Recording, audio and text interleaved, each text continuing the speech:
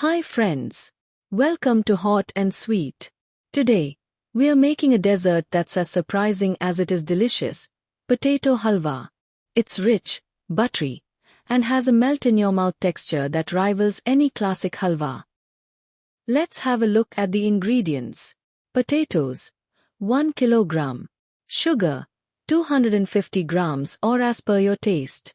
Ghee, 1 cup. Orange food color, vanilla essence or elaichi, and some dry fruits. Boil all the potatoes until soft, and mash them. We start by sauteing smooth, mashed potatoes in a generous amount of golden ghee. The goal here is patience. We want to roast them until that raw aroma disappears and they start to turn a beautiful light gold. Look at the potatoes. They have absorbed that ghee and turned aromatic and golden. Set them aside so that we start preparing the sweet. In a pan add water, 100 milliliters. Now add sugar.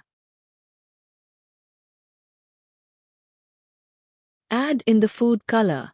And stir the mix until sugar melts.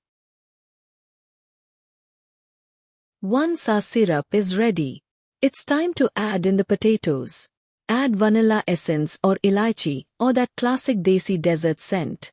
To finish, we are folding in a handful of ghee-fried cashews and almonds for a necessary crunch in every bite.